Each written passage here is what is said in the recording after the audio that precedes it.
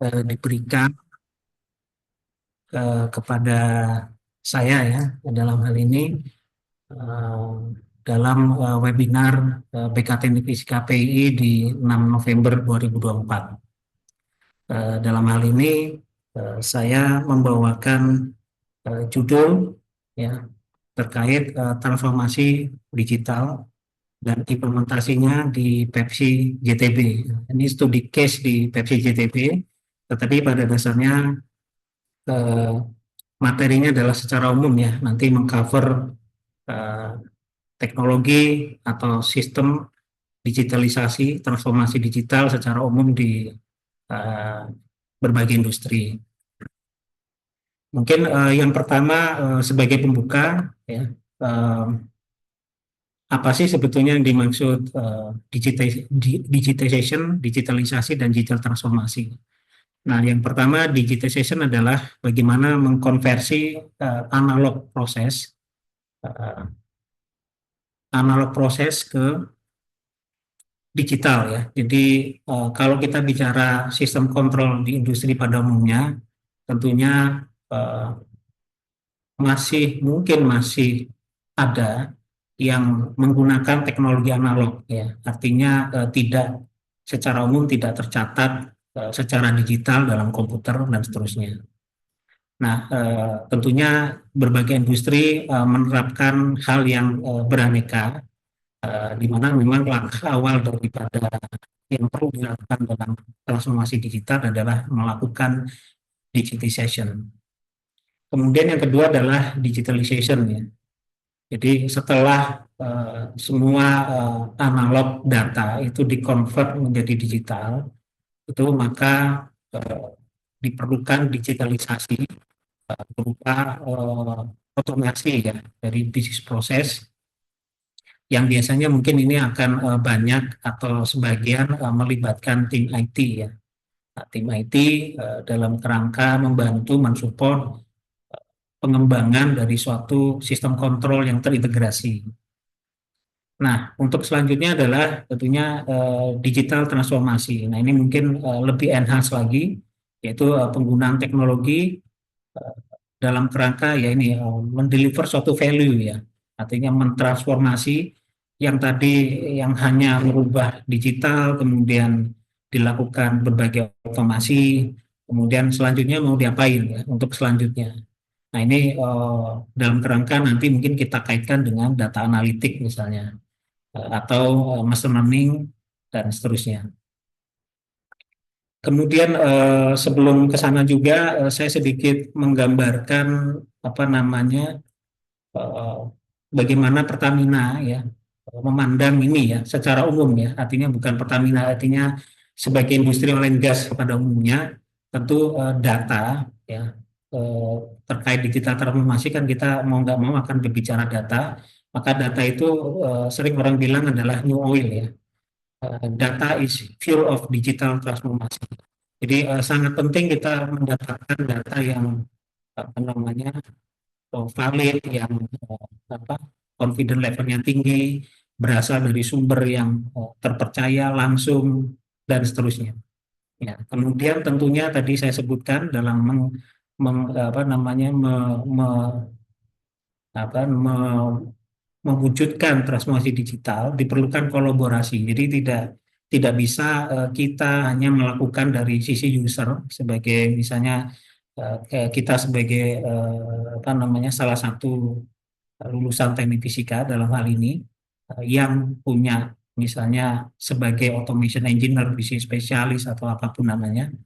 Nah, tentunya kita tidak mau, tidak mungkin tidak melibatkan IT sebagai salah satu stakeholder yang terkait dalam mewujudkan transformasi digital ini.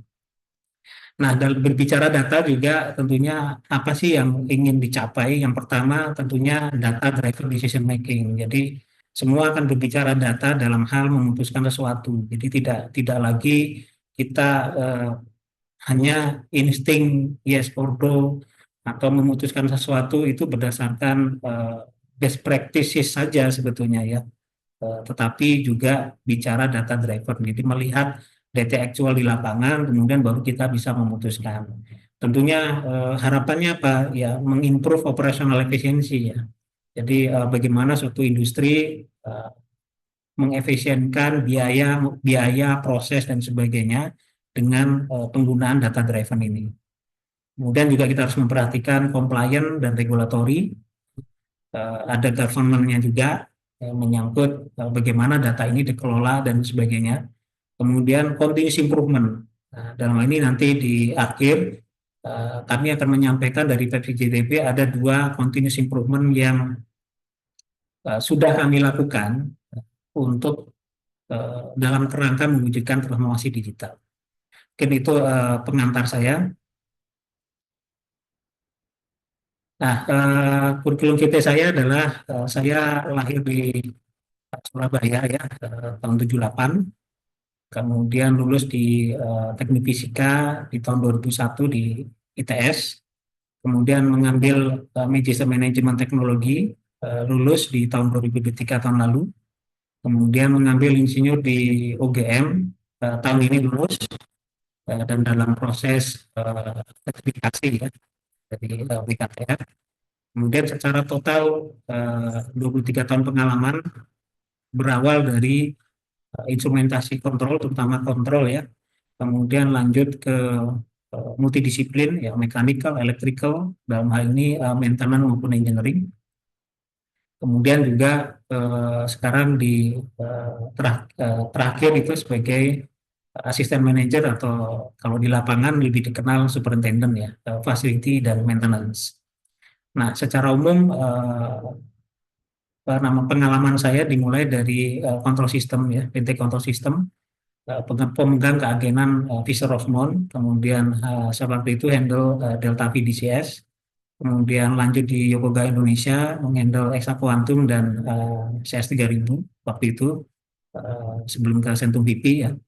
Kemudian masuk di TPPI sebagai Senior Control dan Information System Engineer di 2005-2008. Kemudian lanjut di Severn Geotermal Indonesia sebagai Facility Engineer. Ini juga saya belajar operational excellence, di mana tidak hanya mengurusi aspek teknis, tapi juga bisnis proses manajemen yang terkait ya.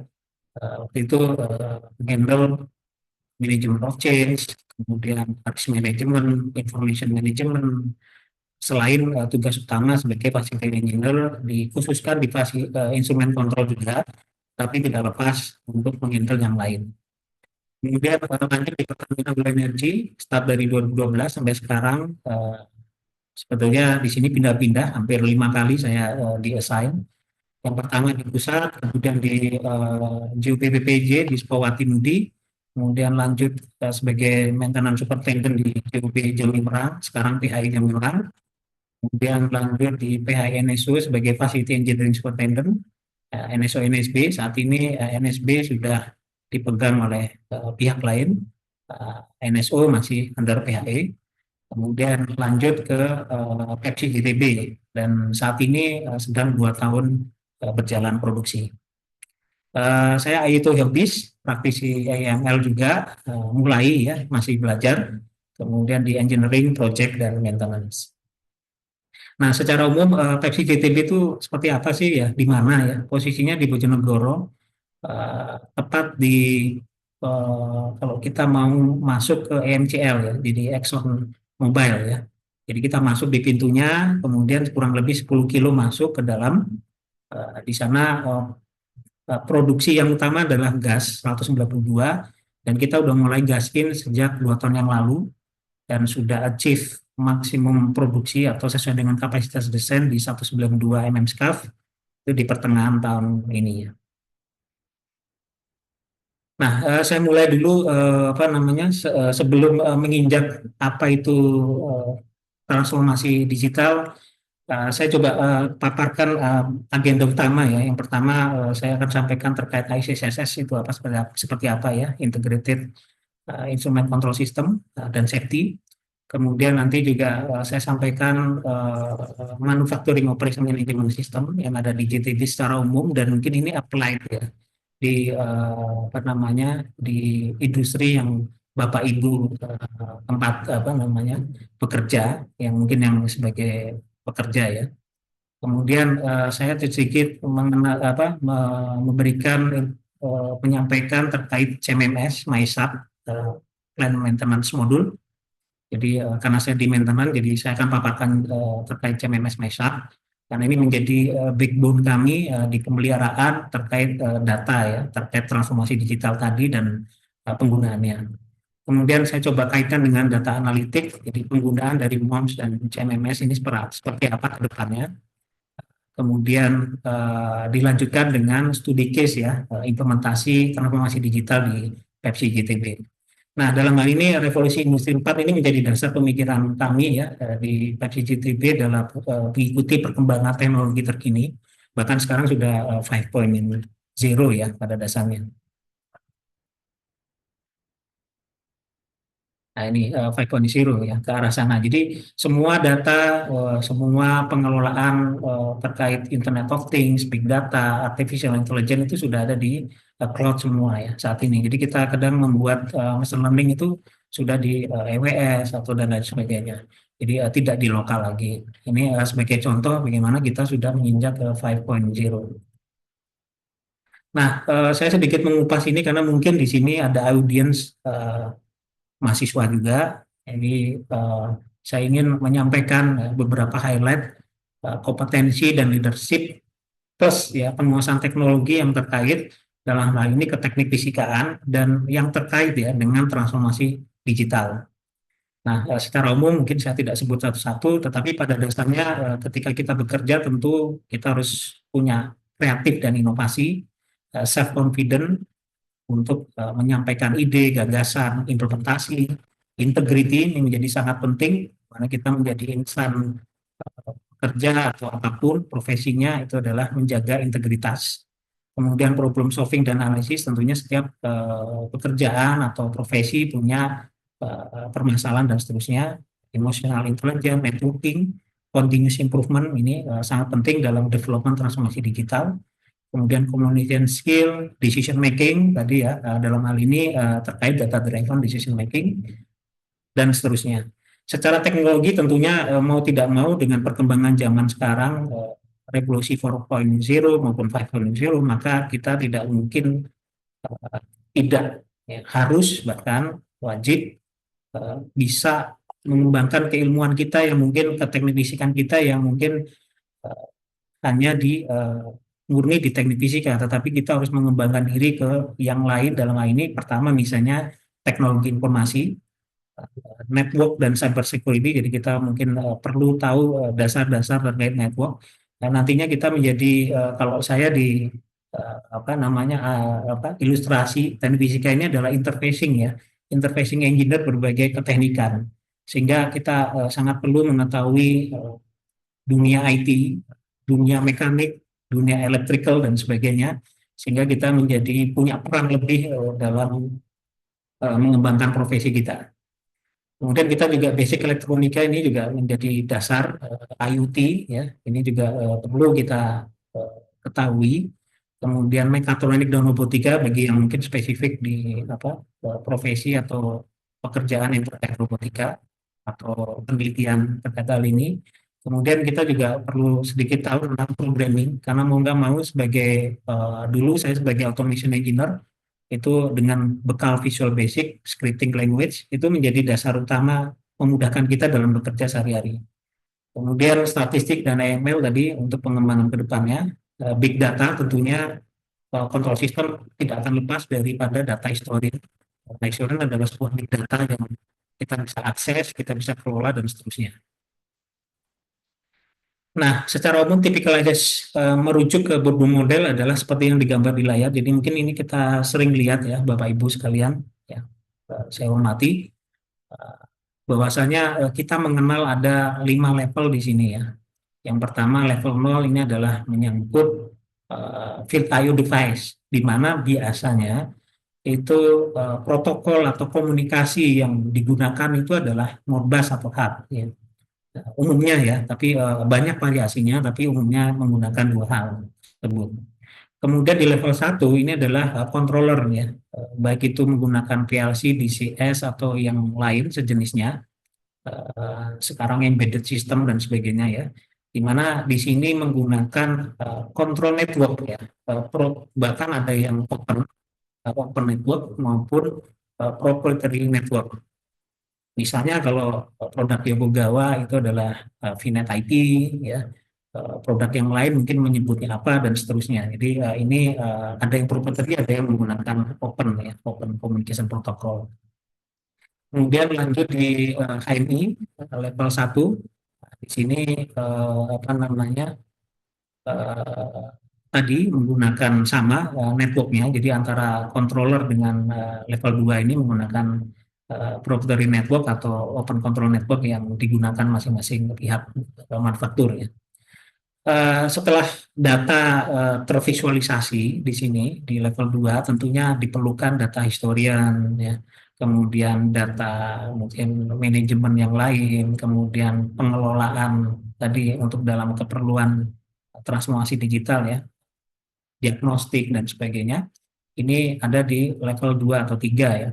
Di sini kita sebut MOMS ya, Manufacturing Operation Management System. Jadi nanti ada beberapa fungsi-fungsi dasar, fungsi-fungsi advance yang menjadi pelengkap teknologi tersebut.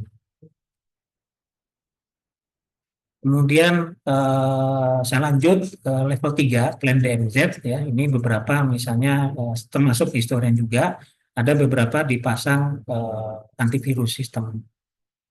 Kemudian di zona 4, 3,5, kita mengenal namanya demilitarized zone ya, di mana di sini merupakan blockage terakhir, firewall terakhir terkait sistem network di bawah level 3,5, yang mungkin kita banyak sebut operation teknologi ya di bawah. Sedangkan yang 3,5 ke atas itu adalah information technology. Nah, ini salah satu dua istilah yang mungkin sering kita dengar. Kemudian di level 4 ini sendiri tentunya ada web server, business server yang pada umumnya office network ada ya. Kemudian di level 5 tentunya ini sebelum publish ke internet, cloud dan sebagainya tentu ada perangkat-perangkat yang memang menjadi interfacing ke atas sebelum masuk di office level. Jadi ini opsional saja. Nah, mendetailkan level 0,1,4 tadi mungkin saya simpulkan level 0 tadi ada sensor, transmitter, final element, annunciator. Level 1 adalah di situ ada PCS, Process Control System, SIS, Safety Instrument System, Fire and Gas, PCP, SCADA, RTU, dan lain sebagainya. Kemudian di level 2 ini ada operation station, workstation, engineering workstation, asset management system, operation simulation, dan sebagainya. Kemudian di level 3 MOMS, itu ada asset performance management, energy performance, laboratory, LIMS itu laboratory, EDMS itu dokumen sistem, IMS itu ada integrate terkait RBI ya, inspection management system ya. Kemudian ada CMMS juga, ada log operation. Kemudian yang di atas adalah ERP ya. Ini adalah kita bagi menjadi 3, proses readiness, operational readiness, dan business readiness. Nah, saya disclaimer karena mungkin saya background-nya dari Yokogawa dan mungkin tadi saya sebut Delta V, dan mungkin saya cukup punya experience di sana sehingga mungkin ilustrasi akan banyak saya gunakan untuk dua brand itu dan mungkin PLC di Allen Bradley ya. Jadi bukan berarti tapi saya berpihak pada 3 brand ini, tapi lebih ke pengetahuan saya di 3 brand tersebut. Nah, ini adalah tipikal arsitektur Yokogawa. Nah, di mana seperti yang tergambar di sebelumnya, mulai dari sensor-sensor ya sampai ke PLC, PLC juga integrated dengan DCS. Kemudian dari DCS baru terhubung ke level 2 yaitu HIS itu ada atau ENG atau itu adalah operation dan operator dan engineering station. Dilanjut ke atas plan process manager, kemudian plan information management ya, teams. Nah, itu level di 2 sampai 3 dan seterusnya. Ini ilustrasi sistem arsitektur yang ada di Yokogawa. Nah, ini juga bentuk lain dari hal tersebut, di mana mungkin kita perlu mengetahui protokol komunikasi yang dipakai Di antaranya Fieldbus, Profibus, HART, Modbus, dan sebagainya. Jadi ini keterhubungan antara satu level dengan level yang lain itu dapat digambarkan seperti di layar ya.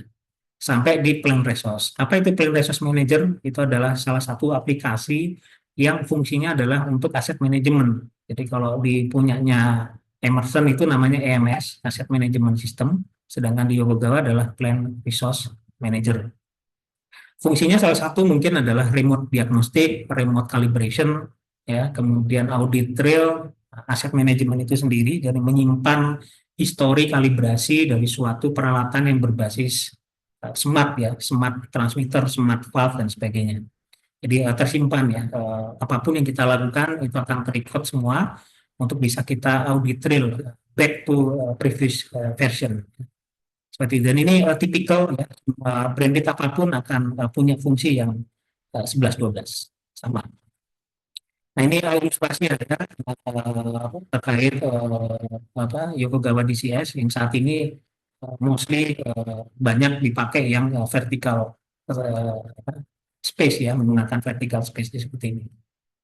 Ini adalah Delta V, kurang lebih dulu kalau saya waktu masuk Delta V sering orang sebut adalah hybrid control system. Jadi bisa diarahkan PLC, juga bisa diarahkan ke DCS. Jadi mereka menyebutnya waktu itu, kalau sekarang mungkin sudah beda ya.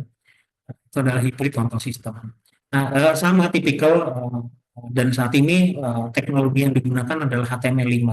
Kenapa dipakai HTML5? Karena mungkin itu adalah supaya web based ya. Web based itu mungkin lebih mudah, mau dipakai di gadget, mau dipakai di handphone, mau dipakai di layar itu lebih fleksibilitasnya lebih baik ya dibanding mungkin teknologi yang sebelumnya. Yang waktu itu Delta V menggunakan IntelliSense iFix, menggunakan Visual Basic for Application ya terkait apa namanya HMI-nya. Jadi ini ilustrasi bahwasanya kenapa tadi seorang mungkin profesi teknik fisika perlu mengetahui programming, baik itu programming application maupun programming web base. Karena mau nggak mau begitu kita terjun ke dunia kontrol, maka kita harus mengetahui bagaimana penggunaan web based programming, web based application. Ya, dalam hal ini standar yang digunakan adalah HTML5. Ini ilustrasi terkait PLC Allen Bradley, ya, di mana sama saya ingin menunjukkan bahwasanya ada tadi kita sebut namanya apa namanya level 1 protokol komunikasinya VNet IP. Kalau di sini namanya ControlNet ya. Kalau di Allen Bradley mungkin brand Siemens ada lagi Profinet dan sebagainya. Ya, jadi masing-masing punya proprietary atau common network yang istilah yang digunakan masing-masing produk.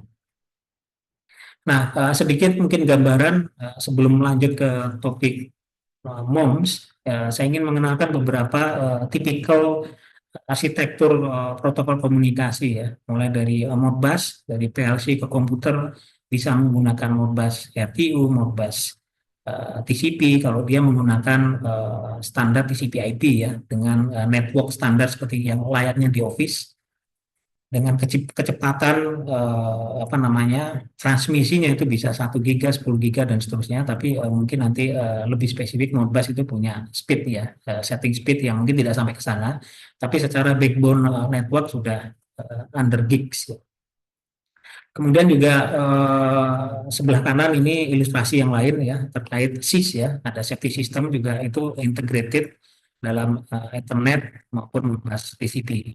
Kemudian mungkin sebelah kiri bawah ini agak tanda kutip yang di level 0 ya. Jadi antara satu device dengan device yang lain, antara satu transmitter dengan transmitter yang lain itu menggunakan Modbus protokol di mana ini menggunakan daisy chain. Jadi ada beberapa peripheral devices yang apa namanya yang terhubung menggunakan daisy chain untuk menggather Modbus data sampai ke up to 32 dan seterusnya. Jadi ini ilustrasi aja bahwasanya Modbus mampu berkomunikasi dengan multi devices. Kemudian ini juga sama, kebetulan saya dulu pakai Matricon, dia sekarang banyak produk yang lain, Capware dan sebagainya. Jadi ini hanya ilustrasi saja bahwasanya pengembangan standar protokol komunikasi yang apa namanya digunakan di industrial otomasi itu umumnya sudah dari awal itu adalah OPC ya, OPC UA sekarang ya. Mau brand apapun seperti itu.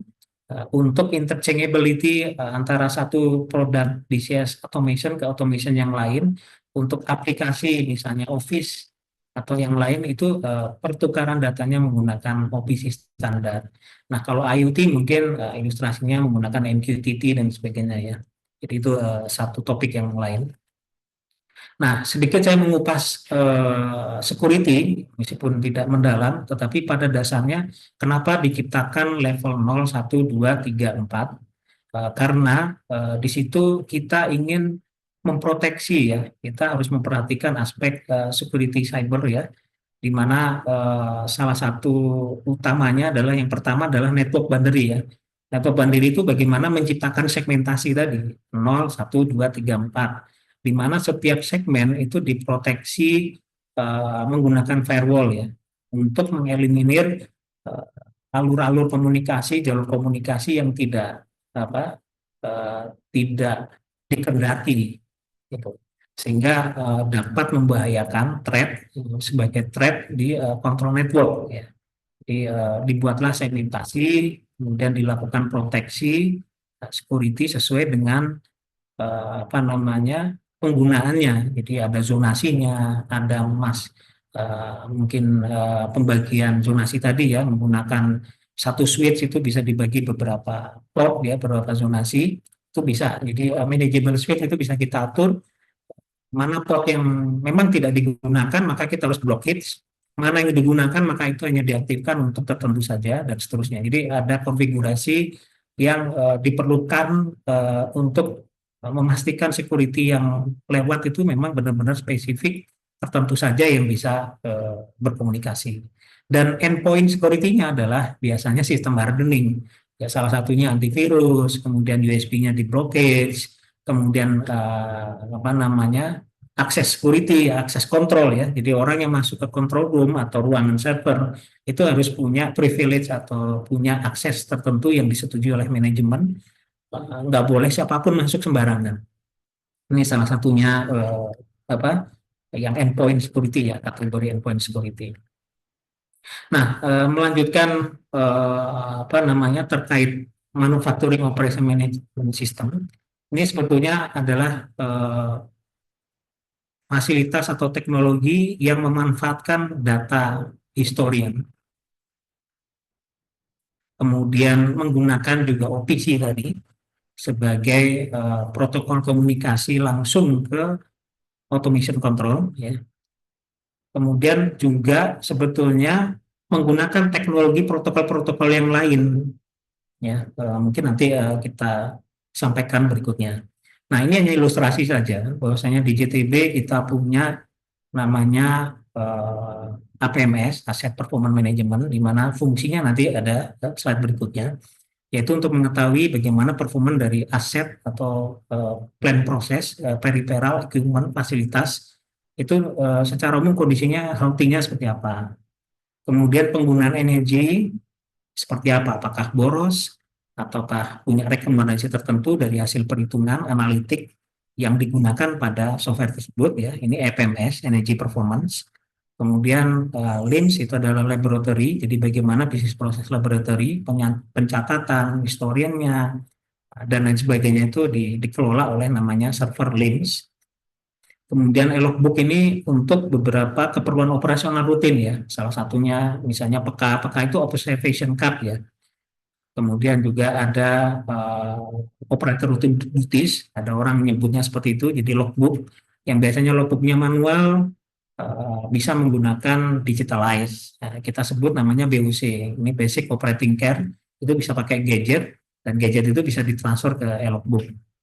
Kemudian juga IMS itu untuk RBI, untuk static equipment, inspeksi. Kemudian juga di sini ada ARA ini untuk alarm rasionalisasi. Jadi bagaimana pengelolaan alarm di sistem kontrol yang ada supaya memudahkan kita review, monitoring, diagnostik, dan data decision making-nya seperti apa. Mungkin ilustrasinya seperti itu, dan maintenance itu di mana? Maintenance itu sangat terkait dengan MOMS ini ya. Kenapa? Ya karena seorang maintenance itu akan diwajibkan atau punya job profile itu adalah pengelolaan work order. Di mana ini terkait CMMS ya, SAP PM.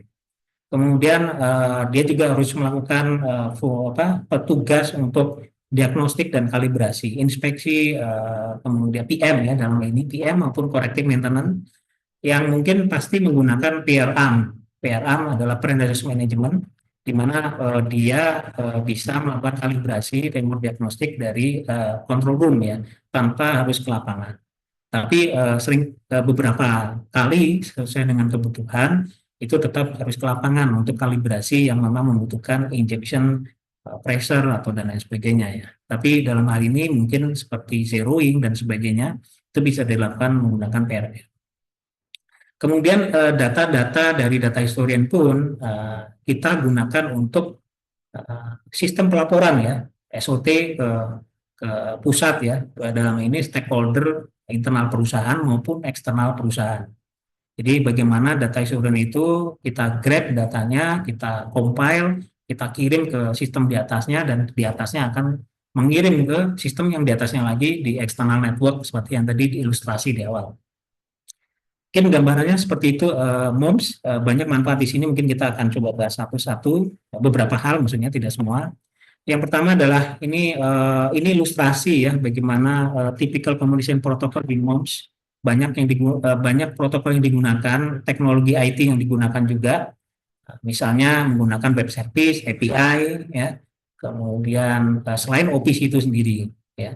Bagaimana goalnya adalah tadi data driven decision making itu menggunakan salah satunya visualisasi berupa dashboard, reporting, kemudian rekomendasi, ya, itu sangat memerlukan informasi data-data dari plan via OPC, via web service, via API dan seterusnya.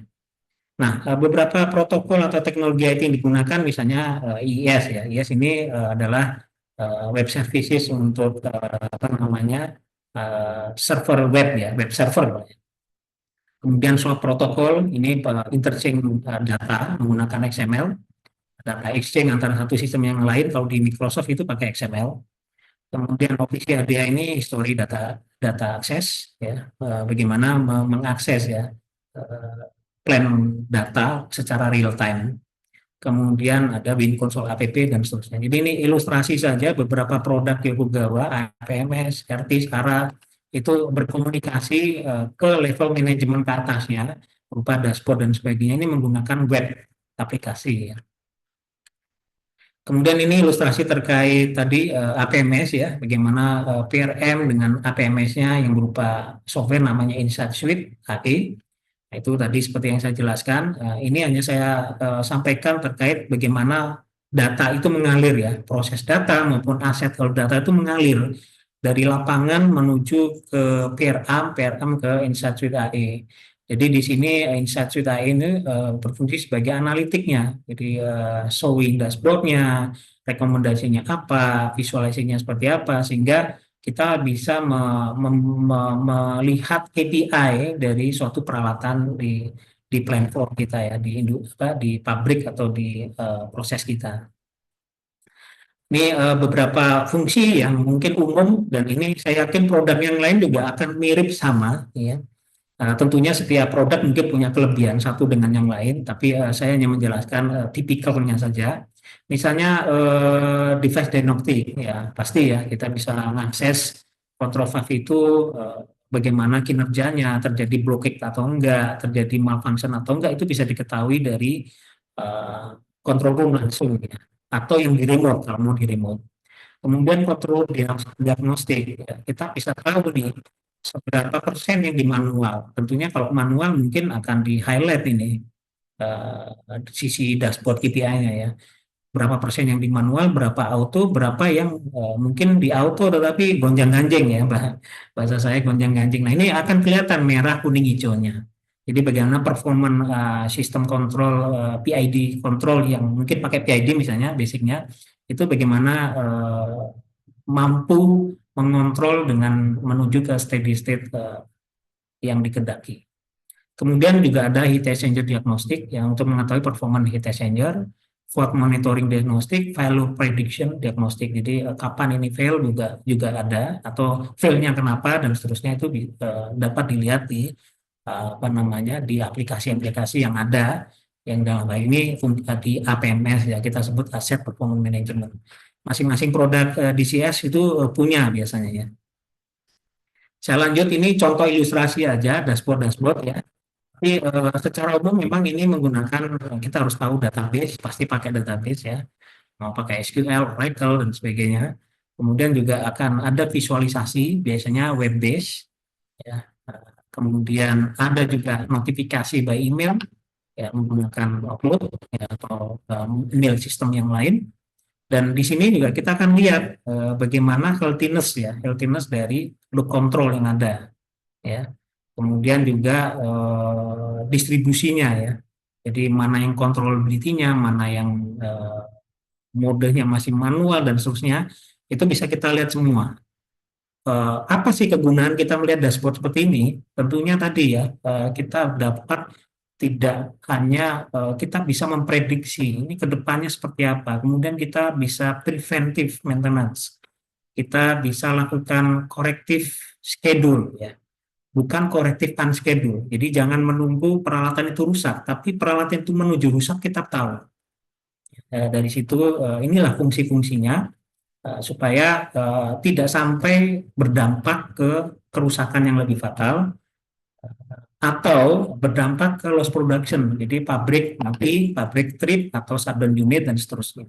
Jadi jangan sampai ini juga harus mati berbulan-bulan gara-gara kita nggak mengetahui performa dari suatu unit atau equipment. Jadi kita bisa advance-kan ke sana. Pada umumnya seperti itu.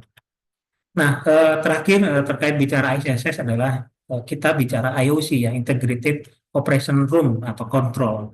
Nah, mungkin sekarang kalau di K3S, seperti salah satunya Pertamina dengan anak perusahaannya, itu adalah ada IOC-nya ya di SKK Migas, yang fungsinya memang memonitor seluruh performance kinerja operation dari seluruh K3S di Indonesia. Ya, termasuk KPI pemeliharaan. Nah, dapat dimonitor di IOC, termasuk liftingnya, termasuk yang lain-lainnya. Jadi banyak sebetulnya, saya nggak jelaskan di sini, karena intinya adalah semua data yang apa namanya, data terkait proses plan dengan kegiatannya itu dapat dimonitor secara jarak jauh. Intinya itu, dan tentunya tetap mengedepankan aspek security-nya. Jadi di setting bagaimana data ini aman, dienkripsi dan sebagainya. Jadi ini akan terkait dengan IT teknologi ya, karena ini sudah di level 4 ke atas. Data terstruktur yang digunakan macam-macam. Kalau IOC SK19 itu menggunakan XML ya. Jadi formatted yang digunakan adalah XML. Kemudian diterjemahkan oleh IOC dalam bentuk dashboard dan sebagainya. Nah, saya lanjutkan topik selanjutnya tadi MOMS, kemudian ISS. Selanjutnya adalah terkait CMMS. Jadi bagaimana seorang profesi pemeliharaan membangun CMMS. Nah, kita sekedar sengaja saya share karena ini mungkin penting beberapa hal bagaimana membuat histori dari perbaikan atau penggantian atau rutin maintenance yang dilakukan di suatu industri. Nah, kita bagi secara umum 5 tahapan. Yang pertama preparation project, kemudian business blueprint, realisasi, final preparation, dan go live. Hal yang saya highlight adalah pertama pastikan dulu organization structure-nya yang diperlukan, yang kita libatkan dalam pengembangan CMMS. Kemudian kita develop STK. STK itu adalah prosedur atau proses atau TKI, TKO. Kemudian kita harus mendefine data source-nya dari mana. Kita menyiapkan seluruh hal yang dibutuhkan, data-data yang terkait pengembangan CMMS. Kemudian yang kedua adalah business blueprint. Ini adalah bagaimana bisnis proses di MySAP-nya ini sendiri, di PM modulnya. Itu mau seperti apa? Misalnya approval-nya sampai taraf supervisor, senior supervisor, superintendent, atau bahkan manager. Itu harus di-define user role dan authority-nya juga. Siapa yang bisa merubah, siapa yang bisa mengganti, bisa mendelete, hanya bisa melihat, itu harus ditentukan. Jadi bisnis proses blueprintnya itu harus dibuat mengatur bagaimana aturan-aturan penggunaan MySapiens. Nah, setelah kita tahu bisnis blueprint sudah di-approve, disetujui, baru bertahap kita lakukan realisasi, yaitu configuration di MySap sendiri ya, populasi data, divalidate dulu, dicek data ini benar apa enggak. Kemudian kita lakukan equipment criticality assessment workshop, jadi mana yang lebih kritikal, mana yang kurang kritikal, untuk apa? Untuk nanti work order priorisasi. Jadi mana work order yang harus dikerjakan terlebih dahulu dibanding yang lain.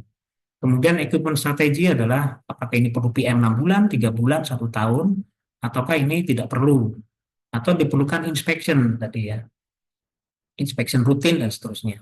Kemudian kita lakukan data upload, jadi ke sistem itu diupload.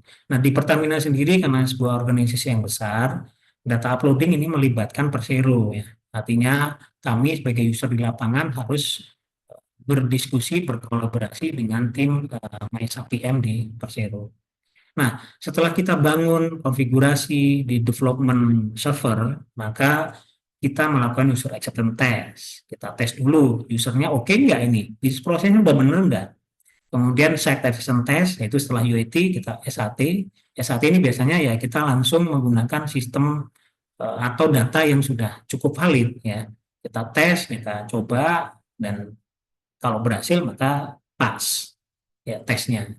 Kemudian kita lakukan end user training. Jadi ini bertingkat mulai dari pengguna saja, melihat saja, pembuat notifikasi, pembuat work order atau pengelola work order, kemudian ada yang closing work order, ada yang approve. Nah ini tingkatan-tingkatan sesuai dengan role tadi, diberikan training yang sesuai. Lalu setelah itu semua selesai, di accept, tidak ada punch list, baru kita go live dan support ya. Artinya selama proses go live tentunya sekian bulan ke depan itu perlu supporting dari tim IT MySap. Ini adalah ilustrasi pengembangan CMS secara sedikit detail, bahwasanya sampai modul 30% itu adalah terkait pengembangannya ya. Tadi basic blueprint, user manual, kemudian konfigurasi report, interface. Nah, Mas, aku webinar, lagi webinar. Kemudian user acceptance, user training, ini kurang lebih adalah 30% ya, dengan bobot masing-masing, ini 10%, ini kurang lebih saja, ilustrasi. Kemudian untuk data sendiri, ternyata ini tantangan terberatnya sebetulnya di data. Karena tentu data ini tidak semua industri memiliki data yang valid, akurat, tersedia. Bahkan mungkin tidak ada gitu ya, atau maksudnya bukan tidak ada sama sekali, banyak data yang belum tersedia. Nah tentunya keterbatasan itu menjadi tantangan tersendiri, mana yang wajib kita develop dulu secara bertahap, mana yang bisa kita selesaikan, kita harus pilah-pilah. Nah salah satu mungkin kendala di kami di CTB misalnya terkait bill of material misalnya, meskipun proyek ini dibangun dengan dokumen yang lengkap dan sebagainya, tentunya dengan waktu yang diberikan tidak cukup waktu itu ya, di proyek ini. Butuh waktu tambahan atau ternyata banyak data yang mungkin ada tetapi tersedia di apa namanya di dokumen package, sementara tim waktu developing hanya melihat di dokumen yang di atasnya. Kalau dokumen package itu harus lebih mencari di package-package under main package-nya. Nah ini beberapa hal yang memang butuh effort, sehingga mungkin tidak bisa 100% waktu proyek bisa diselesaikan. Untuk strategi pun penting untuk dilakukan secara berkala, di review berkala. Jadi waktu proyek mungkin kita define setelah jalan beberapa tahun, biasanya 3 tahun ya life cycle-nya, itu kita lakukan pengembangan atau revisit lagi equipment strategi menggunakan metode RCM atau yang lain. Ini apa namanya?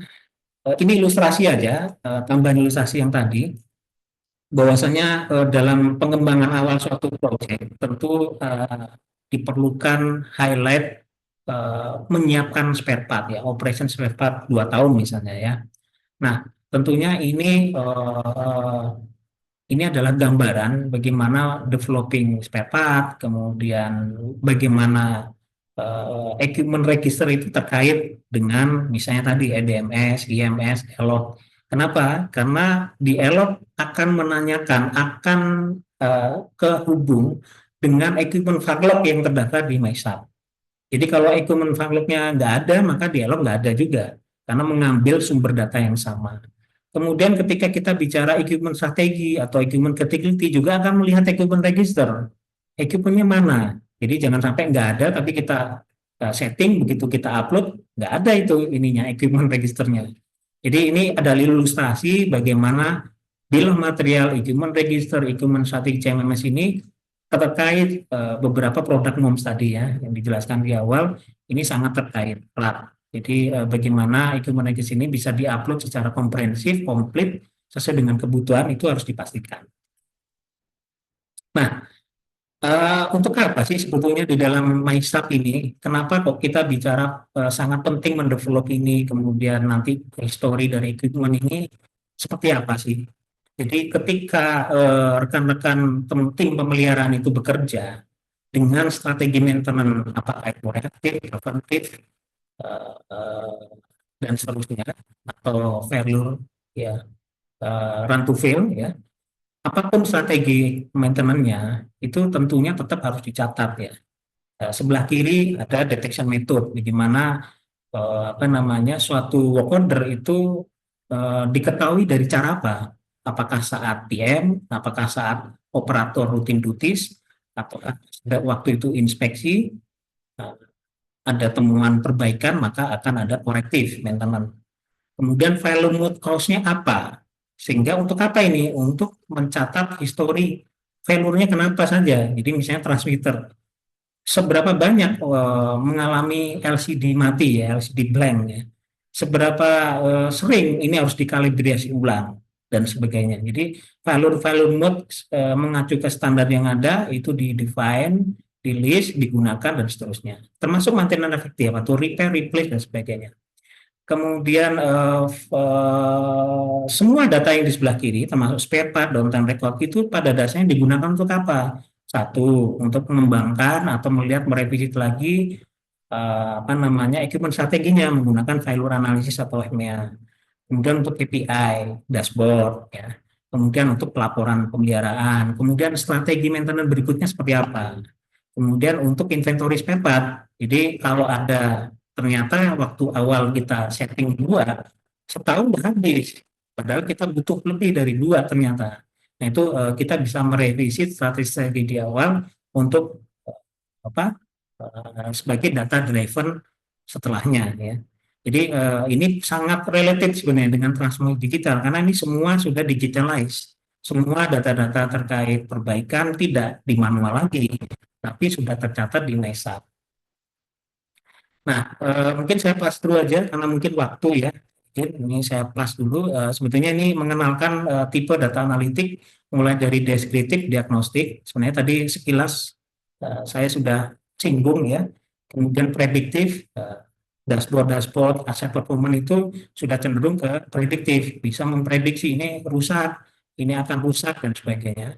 Kemudian preskriptif itu automation terhadap datanya. Jadi misalnya kalau ini rusak, create notif MySAP, ya, itu sudah menginjak ke preskriptif. Ilustrasinya seperti ini ya.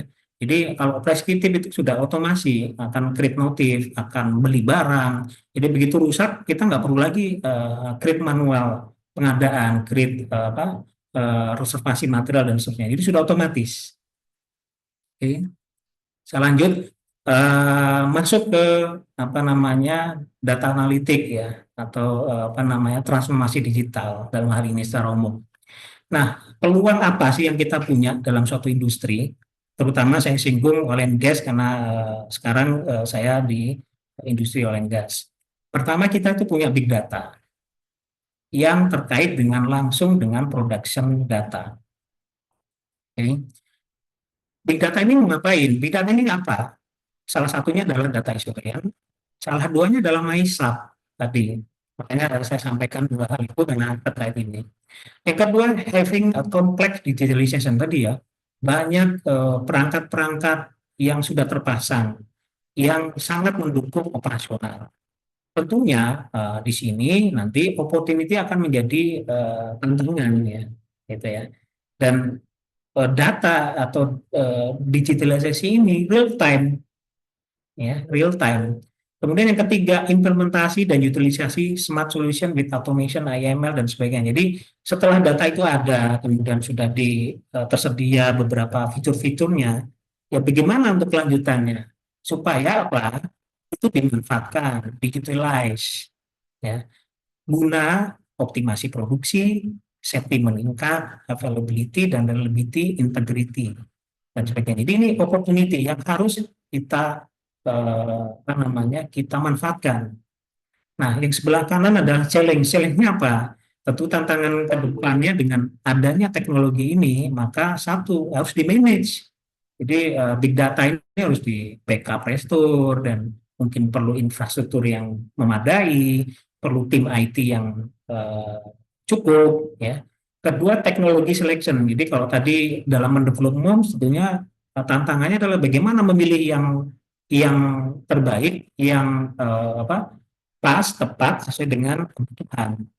Kemudian bagaimana cyber security-nya? Jadi tantangannya karena banyak server yang tersedia, tentunya makin banyak potensi cyber security.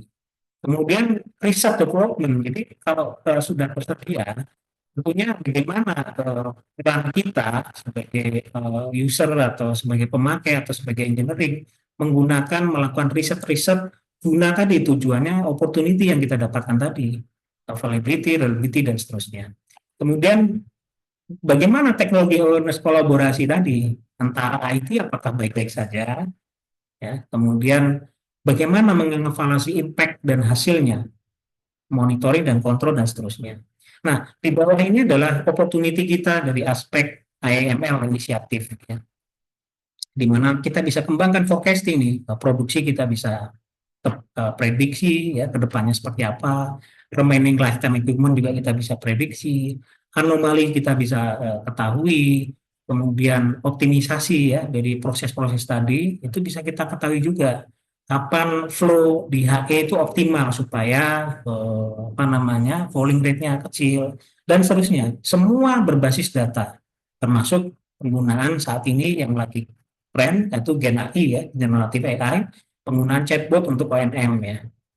Kita konsultasi sama chatbot.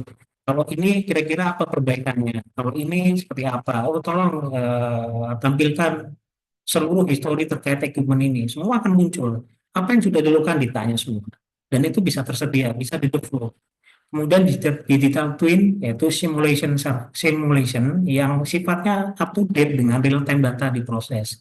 Jadi selalu terupdate dan bisa memberikan sebuah simulasi yang lebih enhance ya dibanding sekedar simulasi. Computer vision juga dengan CCTV sistem yang ada di MOMS tadi, salah satunya itu bisa mengetahui, memprediksi atau mendetek adanya kebakaran, adanya pencurian, adanya unsafe act, unsafe behavior yang dari pekerja dan seterusnya. Bisa digunakan dengan sistem yang tadi kompleks, itu bisa dikembangkan ke arah sini. Saya lanjut, ini adalah apa namanya, sama ilustrasi sebelumnya. Jadi kami di PTTB sudah mengembangkan dua hal sebetulnya. Yang satu pertama kita sebut LEADS, Leading Equipment Anomaly Detection System. Yang satunya adalah IDAS, itu Integrated Dashboard. Nah, tadi menjawab tantangan, kemudian opportunity, kita mencoba starting point untuk mengembangkan sesuatu yang bisa bermanfaat. Opportunity tadi ya, bagaimana KPI naik, operational excellence, safety, dan sebagainya. Nah, ini ilustrasi tambahan bagaimana kita dalam nanti saya paparkan dua hal tersebut, itu sebetulnya menggunakan tadi yang disampaikan ya, level 0, 1, 2, 3, 4. Artinya menggunakan bagaimana data itu didapatkan mulai dari 0 sampai ke atas. Itu akan ada alur data yang akan dipakai. Ini ilustrasi aja CMMS IDES, bahwasanya kita meskipun kita udah punya MySAP, tentu masih menggunakan Excel ya kadang. Namanya pekerja di industri apapun canggihnya, tetap kita nggak akan jauh dari Excel. Reporting juga pakai Excel dan sebagainya. Nah ini memang bertransformasi tadi ya. Digitalisasi ini memang jadi challenge tersendiri di semua tempat. Nah, sehingga starting awal kita adalah mungkin masih tetap pakai Excel. Kedepannya kita pakai SQL Server, database beneran.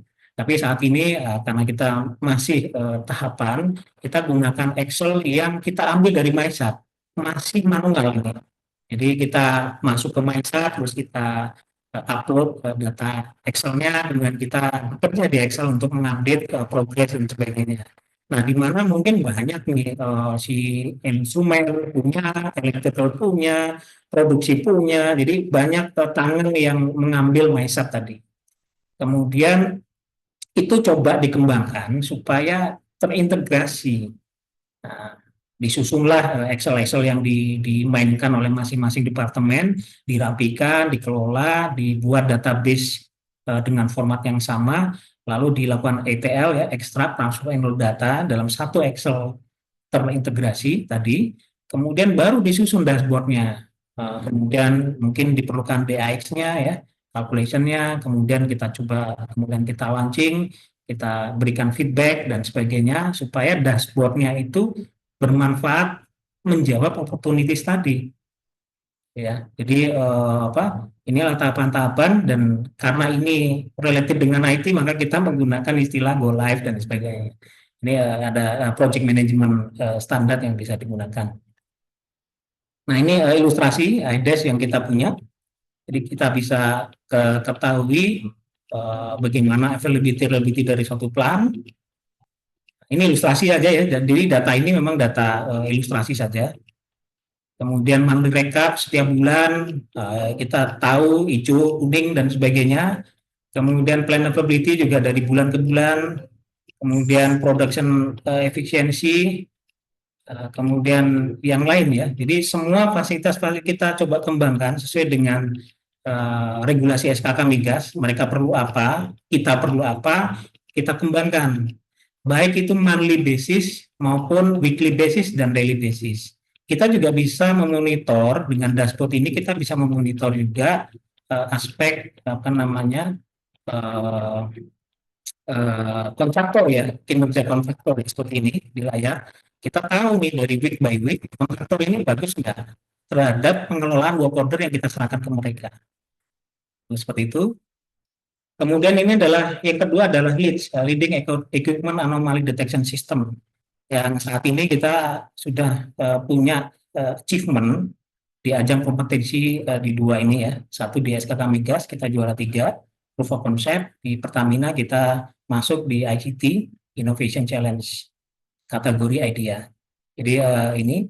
Nah, ingin saya kenalkan ini adalah ilustrasi apa namanya sistem arsitektur yang kita miliki, yaitu dari DCS PLC tadi level 1, level 2, kemudian naik ke level 3 data historian 2,5-3, naik ke 4 ke web client ya, web client yang mengakses web server itu di grabbing setiap 3 menit untuk dimasukkan di aplikasi namanya Talent. Ini sebenarnya seperti monitoring saja, monitoring keep data historian dan sebagainya, sehingga dapat divisualisasi ke menggunakan Power BI atau digunakan untuk alert anomali di menggunakan email ya. Nah, data machine learning yang kita buat menggunakan Python dengan TensorFlow-nya, library-nya, itu akan dibenamkan atau di-attach ke Talent.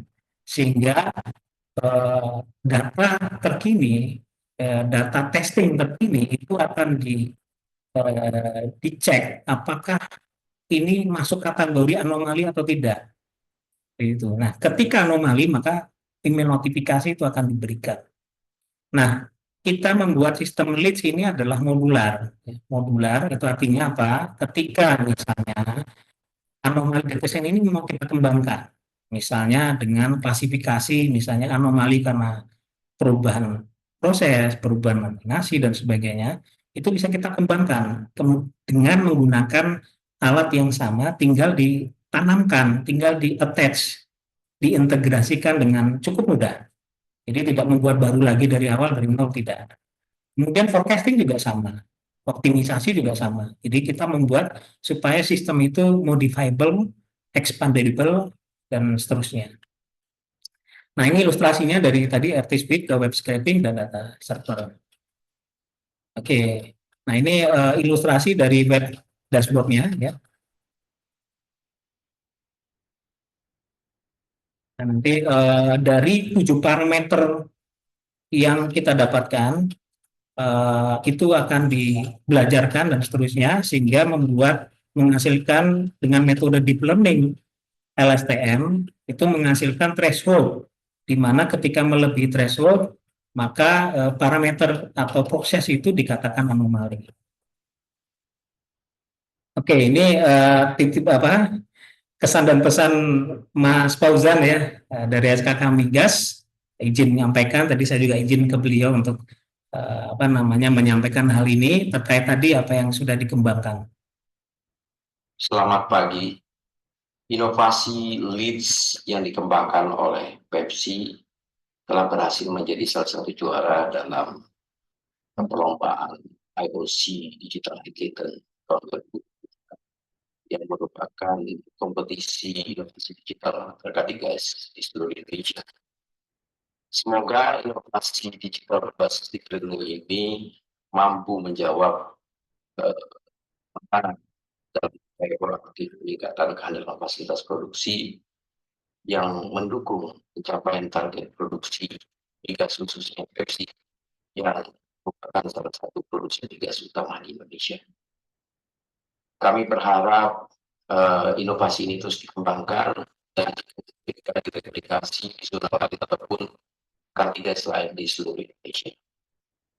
Teruskan inovasinya, maju terus tim Melody. Terima kasih. Ya, terima kasih. Mungkin sekian presentasi saya, sharing knowledge. Izin masukan Bapak Ibu sekalian atau bertukar pikiran, bertukar ide. Saya terbuka dan mudah-mudahan ini juga bisa membawa manfaat buat semuanya, baik itu yang berprofesi seperti saya, berprofesi sebagai dosen, pengajar, dan sebagainya. Tentunya ini bisa dikembangkan ke semua lini ya, lini profesi yang ada di teknik fisika. Mungkin dari saya itu Pak Edi Laksono, dipersilakan saya kembalikan waktunya. Baik, ya. Terima kasih Pak Febri atas penyampaian paparannya yang sangat menarik, luar biasa. Kita lanjutkan dengan pertanyaan. Ini sudah ada beberapa pertanyaan muncul di chatbox ya. Bagi yang lain yang mau bertanya, silakan menulis pertanyaan di chatbox atau angkat tangan kalau mau menggunakan mikrofonnya masing-masing. Atau nanti bagian terakhir juga mic-nya akan diaktifkan. Yang pertama ini dari Pak Riki ya. Izin bertanya untuk penggunaan ML platform seperti Python, apakah pernah dievaluasi atau diskusi dengan IT? Apakah diperbolehkan digunakan di industri kelas? Terima kasih.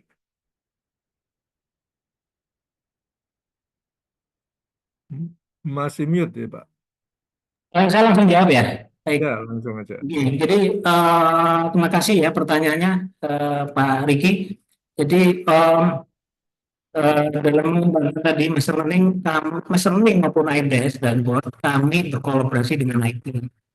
Sehingga tentunya dengan kolaborasi IT itu apa yang menjadi apa namanya tadi ya diperbolehkan atau tidak digunakan industrial class atau tidak sudah dipikirkan ya, sudah didiskusikan. Jadi salah satunya penggunaan misalnya kenapa kok visualisasinya pakai Power BI karena memang standar kami menggunakan itu ya.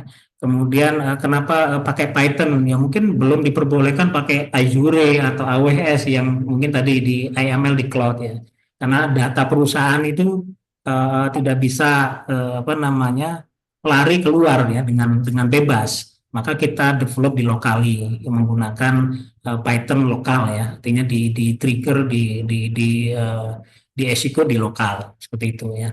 Kemudian itu apakah industrial ya ini mungkin yang bisa menjawab rekan-rekan IT kami ya, tapi pada dasarnya compliant regulasi standar yang digunakan kami dalam terutama user di lapangan dengan kolaborasi IT mengikuti apa-apa yang memang menjadi apa namanya menjadi aturan ya di ini. Makanya kita libatkan IT dari awal. Jadi pengembangan ini tidak kami lakukan sendiri. Jadi kita kolaborasi. Mungkin jawaban itu sementara seperti itu, Pak Edi. Baik, terima kasih. Kita lanjutkan dengan pertanyaan Pak Nasrul Effendi. Deteksi anomali device dan variabel apa saja yang sudah dibuat, Pak? Oke, mungkin memang tadi sengaja tidak sampaikan detail karena waktu juga ya. Jadi anomaly device yang kita buatkan sementara adalah solvent pump. Jadi solvent pump itu adalah salah satu pompa critical di plant kami. Ada 2 unit A dan Bravo, di mana pernah secara histori tahun lalu ketika itu problem dan tiba-tiba trip. Karena sebetulnya gangguan-gangguan itu sudah ada sebelumnya, tapi tidak sampai trip, ujuk-ujuk ya bahasa Jawanya, tiba-tiba karena satu lain hal yang lebih parah atau mungkin dilakukan operasional yang kurang baik dan sebagainya, ya macam-macam case-nya ya, itu menyebabkan pompa itu trip. Nah, trip sehingga plan pompa ini memang menjadi backbone dari proses kami. Karena trip maka langsung shutdown seperti itu. Nah, kalau sebelum kerusakan itu atau beberapa kejadian-kejadian sebelumnya itu diketahui, diprediksi, didetek ya, anomali apakah itu memang terkait operation mode, terkait perubahan nominasi, terkait misalnya ada problem di streamer sebelum suctionnya dari pompa, maka itu sudah jadi alert buat semua pihak stakeholder terkait, sehingga anomali yang tadi ini dapat dimanfaatkan untuk proactive action. Ya. Variabel apa yang digunakan dalam pembuatan machine learning ini? Tentu ini menjadi yang sangat penting ya. Kenapa? Ya karena kita harus menggunakan parameter-parameter yang memang terkait langsung dengan anomali ini. Salah satunya adalah misalnya suction pressure, suction flow, discharge pressure, discharge flow, kemudian DP-nya, differential pressure-nya, mechanical seal itu sendiri, arusnya, temperatur kalau ada dan sebagainya. Jadi data-data yang memang terkait itu kita belajarkan di deep learning menggunakan LSTM, sehingga kami klaim memang ini multivariate ya, multivariate analysis, multivariate anomaly detection, di mana bisa jadi arus naik belum tentu anomali, tetapi kalau arus naik pressure turun itu baru anomali. Nah, hal-hal semacam ini dibelajarkan atau dilakukan oleh LSTM deep learning sehingga lebih efektif daripada sekedar pengamatan manusia biasa yang mungkin secara umum bisa, tetapi tidak melihat banyak parameter karena keterbatasan kita ya dalam mengelola data ini karena ini dan sebagainya. Dan mungkin fokus kita juga tidak fokus melulu itu pekerjaan kita. Jadi banyak hal yang kita monitor. Jadi teknologi ini mampu membantu tim operasi terutama maupun maintenance engineering untuk proactive action sebelum kejadian trip. Jadi misalnya kalau itu sudah beberapa kali anomali, kita cek, kita inspect, kemudian punya rekomendasi dari teman-teman engineering, oke kita switch. Bisa kita lakukan manual switch dengan prosedur ketat sehingga plan tidak jadi satu. Nah, demikian mungkin penjelasan ke Pak Nasrul. Pak Edi, terima kasih. Baik, berikutnya dari Pak Asep Wahyudin ya, ada 2 pertanyaan. Yang pertama, bagaimana leads dapat diterapkan dan syaratnya apa? Satu-satu, Pak. Oke, terkait list dapat diterapkan sebenarnya tadi anomaly detection sebetulnya prinsip sebenarnya adalah mengamati perilaku-perilaku parameter yang kita masukkan ya, variabel-variabel proses yang kita masukkan. Nah, syaratnya bagaimana ya? Syaratnya kita harus punya data real time, data history ya. Kita punya data history, baik itu yang bisa jadi kita buat sistem ini manual dulu.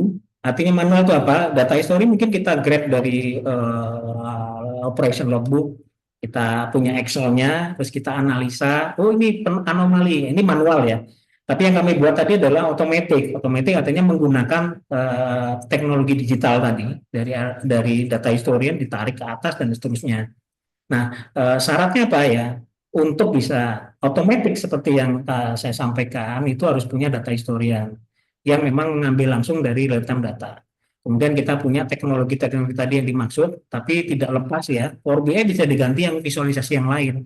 Misalnya kalau industri kita bebas, nggak perlu pilih A, B, C, mungkin pakai Google ya, kan ada juga ya yang mirip atau pakai Tableau seperti itu. Jadi macam-macam produk silahkan ya, digunakan. Email apa talent juga banyak produk mirip talent, jadi bisa digunakan. Jadi syaratnya memang harus punya automatic data real time supaya automatic juga. Kemudian parameter proses harus kita apa namanya cek keterkaitannya. Jadi correlation kita melakukan machine learning kan ada namanya CRISP DM ya. Jadi bagaimana kita mulai data preparation, data cleaning, kemudian data normalisasi, kita cek secara statistikalnya dan sebagainya. Jadi itu dilakukan dulu sehingga data ini memang sangat terkait dengan objek yang mau kita pelajarkan ya. Nah, kalau untuk tidak terkait mungkin kita bisa abaikan parameter proses itu. Itu mungkin nomor satu jawabannya Pak Edi ya. Jadi Ya, baik. caranya seperti itu. Baik, yang kedua, bagaimana cara pengembangan ML dengan metode yang lain pada SIM leads dapat dilakukan? Baik, terima kasih. Jadi ini sudah sebenarnya sekilas sudah saya jelaskan tadi terkait bagaimana anomaly detection ini dikembangkan ke metode-metode machine learning yang lain. Salah satunya klasifikasi. Nah, waktu itu kita gunakan misalnya metode salah satunya misalnya random forest dan logistic regression dan sebagainya.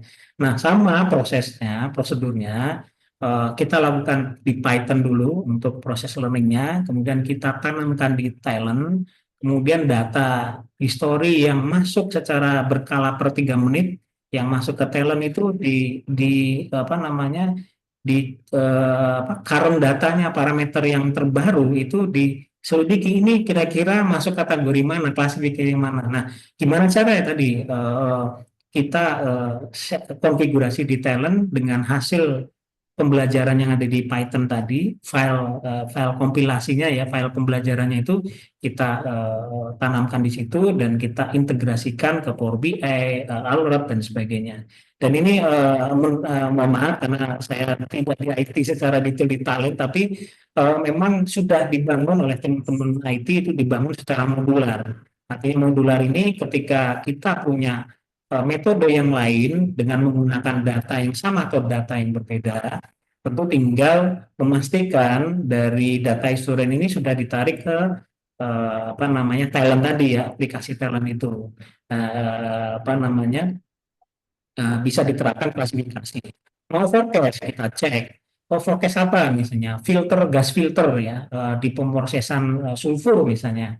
Tekniknya apa? Kita cek di artis webnya tadi ada datanya tersedia, maka kita konfigurasi di talent untuk ditarik datanya dan dimasukkan ke SQL. Hasil pembelajaran Python terkait forecasting tinggal kita upload lagi tadi ya, dikompil, diupload ke sistem talent. Setiap data baru akan dicek prediksi ke depannya, tergantung tadi ya settingannya mau memprediksi seminggu ke depan, sebulan ke depan, dengan metode-metode yang memang valid ya, artinya sudah proven, akurasinya sudah baik ya, misalnya di atas 80%, 90% dan sebagainya, tergantung nanti ya proses diskusi atau development riset yang dilakukan tim. Seperti itu. Jadi sangat mudah sebetulnya. Jadi bukan sangat, artinya itu mudah dengan prosedur yang memang sudah disiapkan oleh rekan-rekan IT di kami nyebut region 4 ya, karena PEPS ini under zona 12 dan region 4. Jadi kita kolaborasi dengan region 4. Itu Pak Asep, Pak Yudin. Baik, berikutnya dari Pak Farhan nih.